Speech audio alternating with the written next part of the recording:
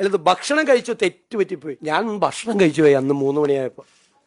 എനിക്കറിയില്ലായിരുന്നു, എനിക്കറിയില്ലായിരുന്നു 2018-ലും 2019-ലും ദുരന്തം ഉണ്ടായിരുന്നപ്പോൾ അന്നത്തെ മുഖ്യമന്ത്രി നിരാഹാരമാണ് ഇരുന്നതെന്ന് എനിക്ക് അറിയില്ലായിരുന്നു. ഞാനന്ന് ഭക്ഷണം കഴിച്ചു പോയി.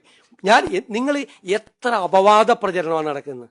ഞാൻ 3 മണിക്കാണ് ഞാൻ മലപ്പുറത്ത് എത്തുന്നത്, പൊന്നാനിയിലെത്തുന്നത്, സി ഹരിദാസ് സാറിൻ്റെ വീട്ടിൽ. ഞാൻ അപ്പുറത്തെ വീട്ടിൽ എനിക്ക് ഭക്ഷണം അറേഞ്ച് ചെയ്തിട്ടുണ്ടായിരുന്നു, എൻ്റെ ഒരു ഫ്രണ്ടിൻ്റെ വീട്ടിൽ. ഞാൻ ഭക്ഷണം കഴിക്കാൻ പാടില്ലേ? 3 മണിക്കാണ് ഞാൻ ഭക്ഷണം കഴിക്കുന്നത്. എന്ത് തെറ്റാണ്, എന്തൊരു അപവാദ പ്രചരണം, എന്തൊരു ഹീനമായ അപവാദ പ്രചരണമാണ് നടക്കുന്നത്. ഭക്ഷണം കഴിച്ചെന്ന് അല്ലത് ഭക്ഷണം കഴിച്ചു തെറ്റുപറ്റിപ്പോയി, ഇനി മുതൽ ഭക്ഷണം കഴിക്കാതിരിക്കും. എന്തൊരു മര്യാദകേടാണ്. എത്ര ഹീനമായിട്ടുള്ള പ്രചരണമാണ്. ഒരു സ്ഥലത്ത് ഭക്ഷണം കഴിക്കുന്നത്, ഒരു സ്ഥലത്ത് വെള്ളം എടുക്കുന്നത്. ഞാൻ സൽക്കാരത്തിലല്ല പോയത്, എനിക്ക് ഭക്ഷണം കഴിക്കാനാണ് പോയത്. അല്ല, ഇത് കഴിയട്ടെ ഇതിന്റെ വിഷമം തീർക്കട്ടെ. ഇതായത് നിങ്ങളൊരു കാര്യം ആലോചിക്കണം. അല്ല, എല്ലാവരും ചോദിച്ചു. ഞാൻ ഗുരുതരമായൊരു തെറ്റ് ചെയ്തു. അന്ന് വെള്ളപ്പൊക്കം ഉണ്ടായ ദിവസം ഞാൻ ഭക്ഷണം കഴിച്ചു 3 മണിക്ക് ഭക്ഷണം കഴിച്ചു. അതാണ് ഞാൻ സംസാരിക്കുന്നതിൻ്റെ ഇടയിൽ പറയരുത്, ഞാൻ സംസാരിക്കുന്നതിൻ്റെ ഇടയിൽ ബഹളം ഉണ്ടാക്കരുത്. 3 മണിക്ക് ഞാൻ ഭക്ഷണം, കേരളത്തിലെ ജനങ്ങളെ വിലയിരുത്തട്ടെ.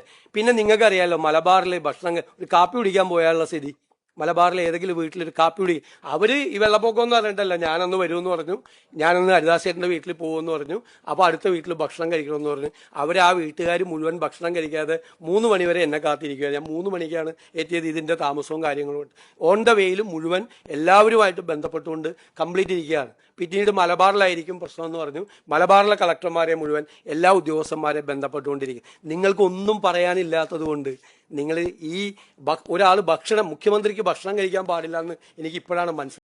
നമ്മുടെ നാട് മുഴുവൻ വെള്ളപ്പൊക്കവും പ്രളയമൊക്കെ കാരണം ആളുകൾ ബുദ്ധിമുട്ടുന്ന സമയത്ത് ഒരു സംസ്ഥാനത്തിൻ്റെ മുഖ്യമന്ത്രി എന്നുള്ള നിലയ്ക്ക് ഇത്തരത്തിലുള്ള ഒരു വിശാലമായിട്ടുള്ള ഒരു വിരുന്നിലൊക്കെ പങ്കെടുക്കുന്നത് ഔചിത്യപരമാണോ CMA എന്നുള്ള ചോദ്യത്തിന് ഇത്ര മനോഹരമായിട്ടാണ് നമ്മുടെ പൂക്കി CM ആ ചോദ്യത്തിന് വഴിതിരിച്ചു വിട്ട് ചോദ്യം ചോദിച്ച ആൾക്കാരുടെ മുഖത്ത് നോക്കി കൊഞ്ഞനം കുത്തുന്ന രീതിയിലുള്ള ഒരു മറുപടിയും പറഞ്ഞ് പോയതെന്ന് കണ്ടില്ലേ.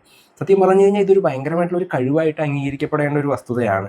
ഏത് ചോദ്യമല്ല എന്ത് വന്നു കഴിഞ്ഞാലും അതിനെ ഇങ്ങനെ ആളുകളുടെ മുഖത്ത് നോക്കി കൊഞ്ഞനം കുത്താനുള്ള ഒരു അവസരമാക്കി എടുത്ത് അത് ഉപയോഗിക്കാൻ പറ്റുക എന്ന് പറഞ്ഞു കഴിഞ്ഞാൽ അത്ര നിസ്സാരപ്പെട്ടിട്ടുള്ള കാര്യമൊന്നുമല്ല. ഇതിനെ നമുക്ക് സോക്കോൾഡ് കോൺഗ്രസ്സുകാരുടെ ഭാഷയിൽ അണ്ണാക്കിലടി മറുപടി ഇല്ലാതെ പൂട്ടി CMന്റെ തകർത്ത് വാരൽ എന്നൊക്കെ പറഞ്ഞിട്ട് അവർക്ക് ആഘോഷിക്കാനുള്ളത് ഉണ്ടാവുമായിരിക്കും. പക്ഷെ സാമാന്യം ഭക്ഷണം കഴിക്കുന്ന അരിഭക്ഷണമൊക്കെ കഴിക്കുന്ന ആളുകൾക്ക് ആ വിരുന്ന സൽക്കാരത്തിൻ്റെ ഒരു രീതിയും മറ്റും ഭാവവും വെച്ചിട്ട് ഈ സമയത്ത് ഇത്തരത്തിലൊന്നിൻ്റെ ആവശ്യമില്ല എന്ന് ചിന്തിക്കാനുള്ള ബോധം തന്നെയാണ് നമ്മുടെ പൊതുസമൂഹത്തിന് ഉണ്ടാവുള്ളൂ. പക്ഷെ കോൺഗ്രസ്സുകാർക്ക് അത് ബാധകമല്ല. എങ്ങനെയൊക്കെയാണെങ്കിലും ഇതുമായിട്ട് നമ്മൾ അങ്ങോട്ട് താതാത്മ്യപ്പെടുക, അല്ലെങ്കിൽ ഇതല്ലാതെ മറിച്ച് ഒരു രീതിയിലുള്ള പ്രതികരണമോ അല്ലെങ്കിൽ അതിന് കറക്റ്റായിട്ടുള്ളൊരു മറുപടിയൊക്കെ CM പറയും എന്ന് പ്രതീക്ഷിക്കുന്നിടത്തുനിന്നാണ് ഈ പ്രശ്നങ്ങളൊക്കെ തുടങ്ങുന്നത്.